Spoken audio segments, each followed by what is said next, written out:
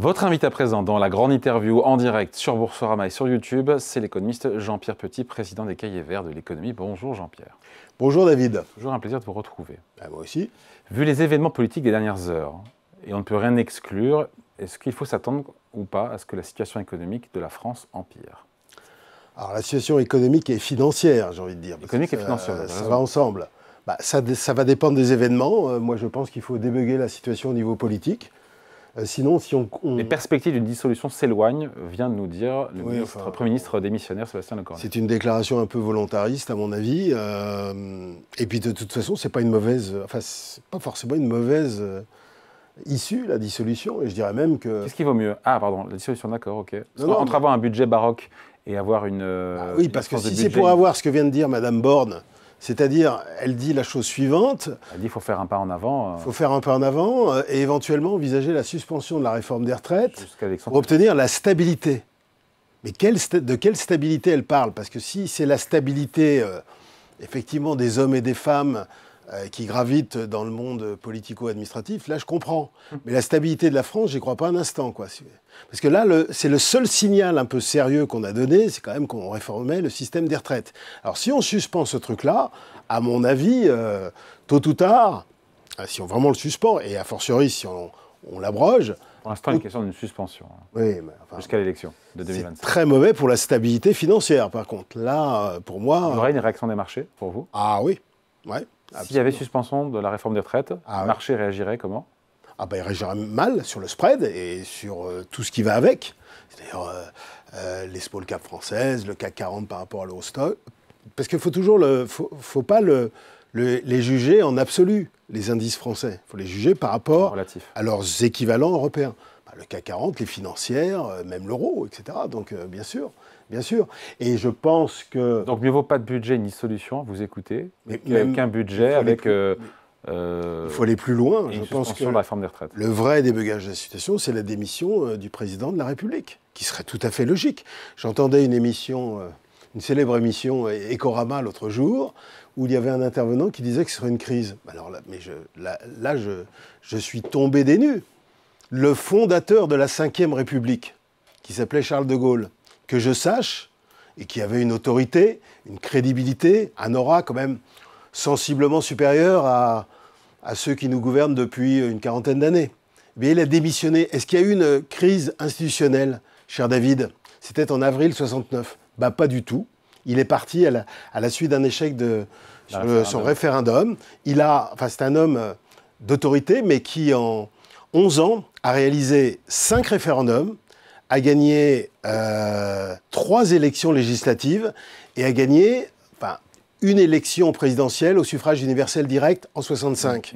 Il a eu recours au peuple, à l'opinion publique, aux électeurs, à de très nombreuses reprises, puisqu'il a dissous 2 fois, en 62, en 68, il s'est présenté en 65, et il a organisé un certain nombre de référendums sur la réforme des institutions, sur l'Algérie.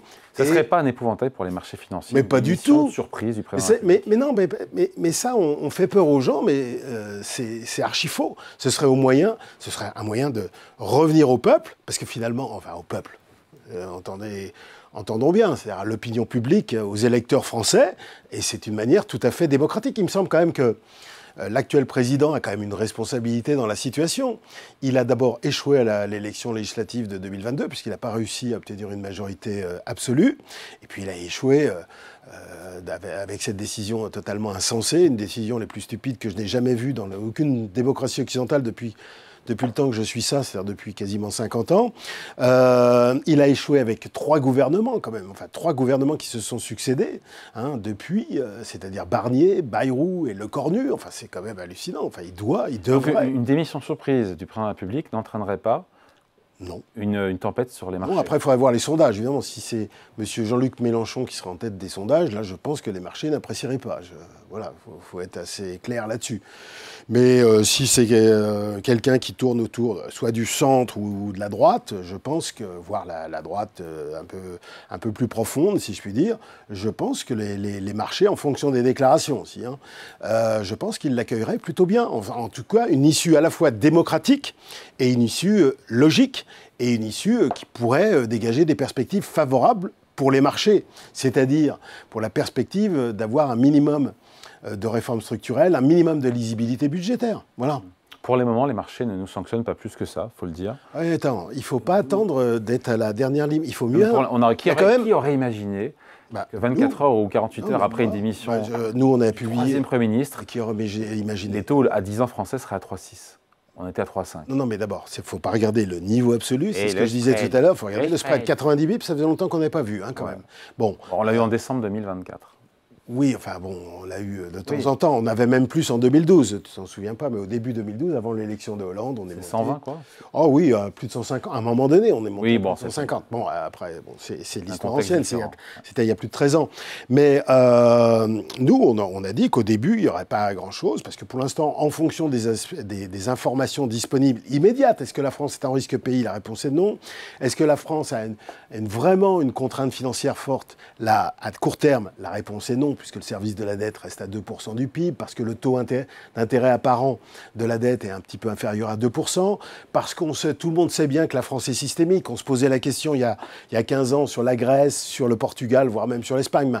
Enfin, franchement, la France, 19% du PIB de la zone euro, c'est absolument mission impossible. Enfin, c'est impossible de la lâcher. Viendra nous sauver. Oui, alors, sauf que ce qu'on oublie, ça, c'est ce qu'il y a dans la tête des gens. Ce qu'on oublie, c'est que la BCE, d'abord, surtout celle de Christine Lagarde, donc ce sera un remake de Trichet, donc elle sera en retard. Voilà, elle sera en retard. Donc il y aura une crise financière avant. J'ai bien dit une crise financière, pas un stress financier comme on connaît aujourd'hui avec un petit élargissement du spread. C'est-à-dire une contamination du système financier, pour dire les choses clairement. Et donc à ce moment-là... Vous croyez à ce scénario ? Mais ça se passe toujours comme ça, les crises de dette souveraine, David. Non, mais est-ce que c'est ce qui va se produire ? Ah bah si on ne fait rien, oui, il va rien... Parce que d'abord... Pourquoi si on ne fait rien ? Rien, c'est-à-dire qu'il n'y a pas de gouvernement... Par exemple, là, on a jusqu'aux élections présidentielles de 2027, il ne se passe rien. C'est-à-dire au plan politique. C'est-à-dire on laisse filer les choses. Les déficits seront autour de 5 et quelques. Plus que 5. Écoute, il y avait Xavier avant... dans l'interview, là, mais moi, je ne sais pas ce qu'il a dit sur les perspectives de croissance de l'année prochaine, mais moi, je crois que ça... D'abord, la croissance potentielle est très faible en France. Je vois des estimations à plus de 1%. Alors, il va falloir qu'ils m'expliquent, ces gens-là, comment ils réconcilient la baisse de la productivité qu'on connaît depuis de très nombreuses années, la chute de l'effort d'investissement, les taux d'emploi qui restent faibles et le nombre d'heures travaillées par habitant qui reste très faible, avec le maintien d'une croissance potentielle au-dessus de 1. On va avoir une politique budgétaire restrictive, on ne va pas avoir de soutien du commerce international. Avec les taux, sans doute que la reprise du marché immobilier va se calmer, voire peut-être même se retourner. On n'a aucun levier. Et on a une confiance qui risque d'encore baisser. Enfin, franchement, la croissance à même 0,8, 0,9, enfin, franchement, en l'état actuel des choses, je n'y crois pas. Ça va être plus bas. Donc les recettes fiscales vont être plus basses. Il ne faut pas l'oublier. Et donc le déficit, voilà. Et alors, si en plus ça se transmet au système financier, alors là, oublie tout de suite. Là, comment ça se transmet ? Ça se transmet pourquoi ? Parce que, d'abord, historiquement, il y a toujours, tu sais très bien, sur les marchés, un lien très clair entre le risque souverain et le risque bancaire. Pourquoi ? Parce que les banques sont quand même assez engagées sur le souverain. Elles ont un portefeuille d'obligations souveraines. Françaises. Non. Non, c'était le cas aussi pour les banques italiennes. Non, mais banque française en France. Oui, en France, etc. Donc, et puis, à ce moment-là, quand les marchés commencent un petit peu à se méfier, le coût parce que les banques se financent aussi sur le marché, donc le coût des ressources des banques augmente, et donc elles commencent qu'est-ce qu'elles font ? Il faut qu'elles sauvent leur ratio prudentiel, leur situation, donc elles commencent à couper dans le crédit, ce qu'on appelle un début de crédit crunch, même si c'est pas forcément violent au début, toi. Et donc, si tu as un crédit crunch, alors là, tu oublies carrément. Là, tu rentres en récession quasi automatiquement. Et donc, si tu as une récession, alors les recettes fiscales baissent et la boucle est bouclée. Donc, il y a une dynamique autonome qui se met en place. Et de toute façon, la dette publique, même s'il n'y a pas de récession, de toute façon, va augmenter.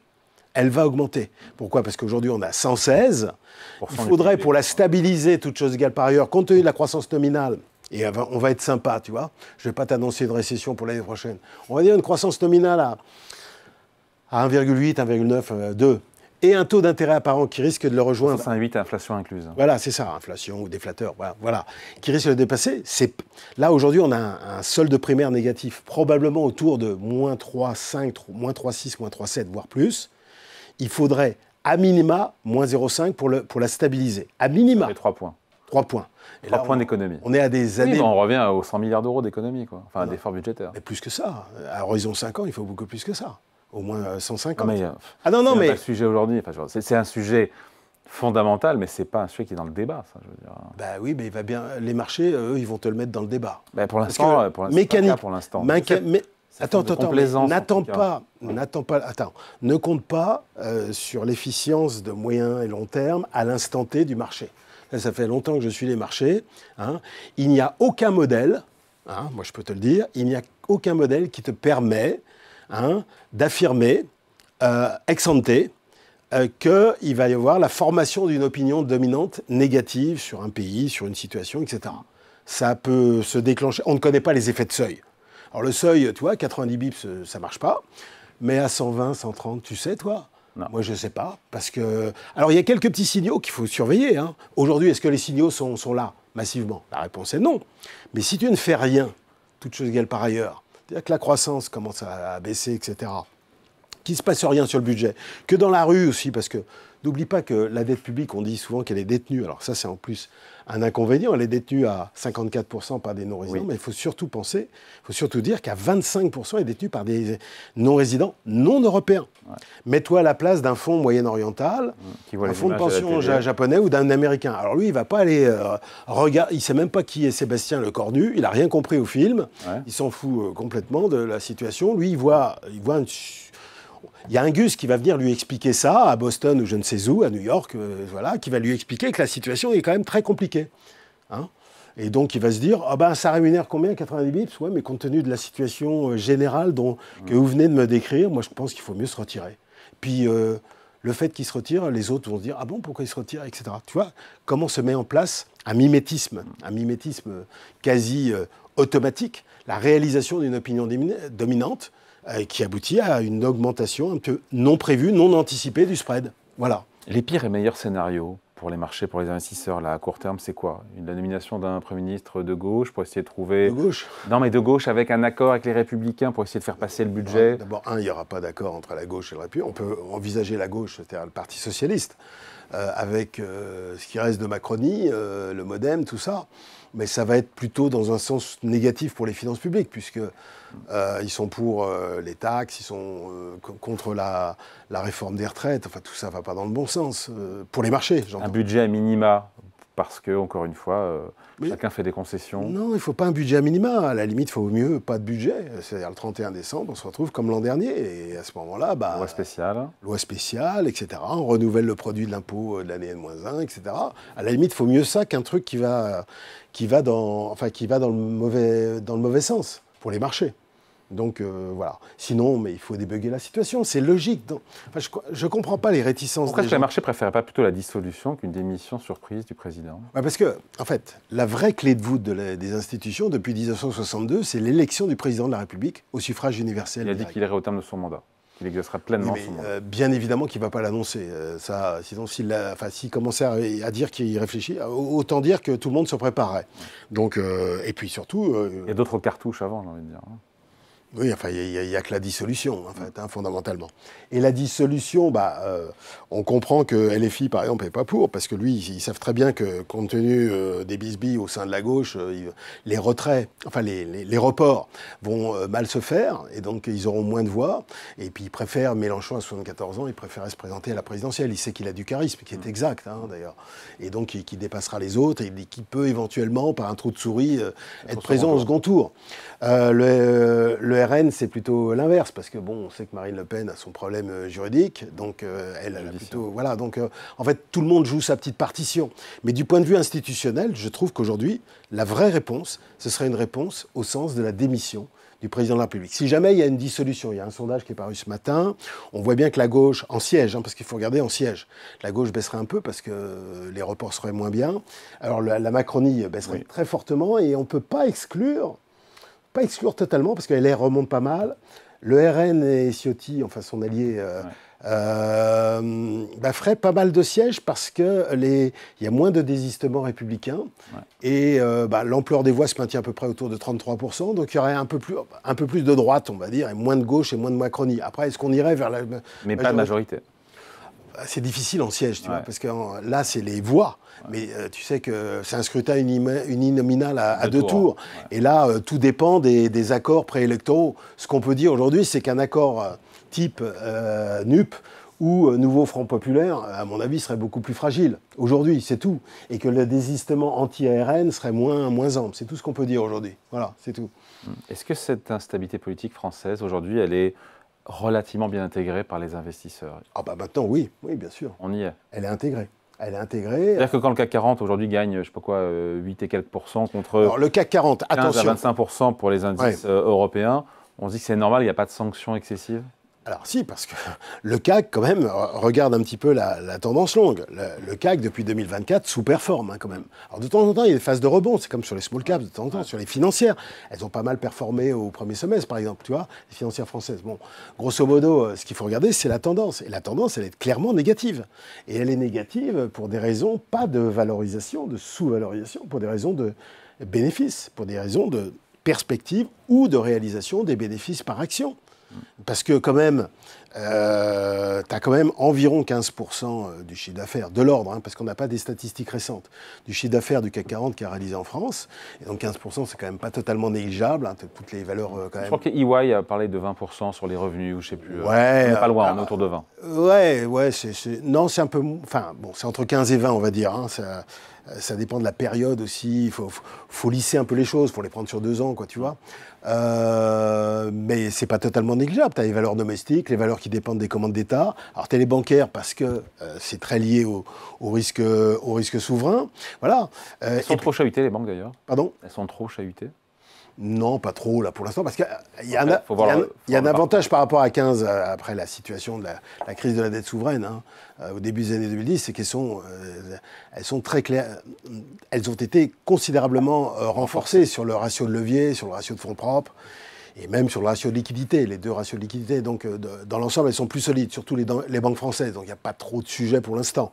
Mais il y a ça, mais il y a aussi le spread de taux. Attention, le spread de taux, s'il s'écarte encore, le CAC 40, il sera sensible, tu vois. Même si les taux allemands baissent, tu vois, parce que nous, on baissera moins, donc on sous-performera. Et puis, il y a aussi le fait que la détention par les non-résidents est non négligeable, c'est pas loin de 50%. Ah oui, le CAC, il est sensible, c'est comme la dette, elle est sensible aux décisions des investisseurs non résidents. On sait que ça a joué un très grand rôle au début des années 2010 à l'encontre des pays d'Europe du Sud, parce que les pays d'Europe du Nord n'acceptaient plus de financer les déficits des pays d'Europe du Sud. Voilà. Jean-Pierre, un petit mot sur l'euro-dollar. On est sous les 1,17. Est-ce que cette crise, en tout cas cette impasse politique en France, commence un peu à miner la confiance dans l'euro, ou c'est trop tôt pour le dire? En même temps, un euro plus faible, on ne va pas se plaindre. Non, mais on ne va pas se plaindre, mais moi je suis pour un euro, enfin je suis à la fois volontairement pour un euro plus faible, mais même je price aujourd'hui un euro au dollar à 1,14. Je ne comprends pas les gens qui le priçaient à 20, 25, que ça allait continuer comme ça. D'abord parce que, indépendamment de la crise française et des possibles répercussions en Europe, il ne faut pas l'oublier, il y a aussi le différentiel de taux directeur anticipé de part et d'autre de l'Atlantique. Les investisseurs américains anticipent une baisse des taux qui va se poursuivre aux États-Unis, alors qu'ils n'anticipent rien, j'ai bien dit, rien d'ici l'été 2026 en Europe. Alors que, franchement, la croissance, même si en Allemagne, l'année prochaine, et on verra d'ailleurs, l'année prochaine, ça va un peu mieux, d'accord? L'Espagne, ça m'étonnerait qu'elle soit encore capable de nous faire du 3% qu'elle a fait sur 2024-2025. La France, ce sera 0 quelque chose. L'Italie va mieux, mais l'Italie, elle est capable de faire 0,5, 0,6. Voilà, donc c'est pas extraordinaire, la situation. Et la désinflation va être assez massive. Tu as les importations chinoises qui explosent, les importations qui sont subventionnées. En fait, c'est du dumping qui nous mettent. Et la courbe des exportations chinoises en Europe a explosé. On se paye les droits de douane, alors que nous, on n'a rien changé sur les droits de douane américains, etc. Les prix de l'énergie sont quand même assez faibles. L'emploi décélère très nettement. Les salaires décélèrent très nettement. L'euro s'est apprécié de pas loin, alors en termes effectifs, c'est-à-dire contre l'ensemble des monnaies. Je n'ai pas le chiffre très récent, mais si tu prends depuis 2022, c'est-à-dire le point bas de 2022 sur l'euro-dollar, l'euro s'est apprécié de pas loin de entre 16 et 18%. Pas seulement face au dollar, face à un panier de devises. Oui, mais c'est par rapport mais même depuis le début de l'année, par rapport au renminbi, par rapport au sterling, par rapport au yen, par rapport à tous nos concurrents, alors qu'on subit les 15%. J'ai un doute sur le sterling, parce que c'est compliqué aussi ce qui se passe. Oui, mais ce que je te parle de ce qui s'est passé depuis le début de l'année, quoi, tu vois. Donc, avec ça, si l'inflation ne diminue pas, c'est de la folie. Il y a le risque français. On a des taux réels. Tout ça pour dire quoi? Attends, tu vas en venir. Tout ça pour dire que la BCE doit baisser ses taux. Ah, voilà, c'est ça. Voilà. Il faut qu'elle se réveille, la petite grand-mère BCE, la mémère BCE. Parce que là, franchement, je sais pas, mais on a l'impression... regarde la situation du point de vue historique. On a une guerre en Europe qui ne s'arrange pas. On a des besoins de financement qui vont exploser. Non seulement à cause des problèmes budgétaires classiques, et d'ailleurs, il n'y a pas que la transition énergétique, la transition numérique, la transition géopolitique, les dépenses militaires, et il y a tous les chocs du point de vue démographique, donc les dépenses de retraite et de santé qui vont continuer de progresser. On a des besoins d'infra, notamment en Allemagne, etc. Enfin, je veux dire, on a des défis majeurs, quasi existentiels, et que fait la seule institution opérationnelle de la zone euro? Elle regarde passer les trains. Oui, elle a baissé de 4 à 2% en un an. Oui, mais elle maintient le quantitative tightening, c'est-à-dire elle réduit le bilan son bilan en termes d'obligations. C'est-à-dire elle vend, en gros, en net. Alors que la Fed, pour le coup, bien sûr. fait machine arrière. Mais si tu veux faire baisser le taux L, baisser les taux courts, les taux directeurs, ne suffit pas. Il faut aller sur le marché obligataire et annoncer très clairement qu'on réduit. Peut-être que ce sera son prochain move, d'ailleurs. Il faudrait, parce qu'on n'a pas le temps, contrairement à ce qu'elle pense. Avant de se quitter, juste, donc je note en tout cas, parce que c'est une première fois qu'on me le dit, ça, sur ce plateau, une démission surprise d'Emmanuel Macron ne serait pas une catastrophe pour les marchés. Il faudrait l'expliquer aux gens, parce qu'effectivement, il y a tout un tas de gus qui diraient que c'est une catastrophe. Mais non, ce serait totalement logique. Et mentionne quand même, il faut mentionner le cas du général de Gaulle. C'est absolument pas comparable avec la crise de MacMahon en 1877 ou de Mitterrand en 1924. Ça n'a rien à voir avec ce que disait un célèbre intervenant ici. Allez, merci beaucoup. Entretien donc avec Jean-Pierre Petit, président des Cahiers Verts de l'économie, à retrouver en replay sur Boursorama, également sur YouTube. Merci Jean-Pierre. À bientôt David.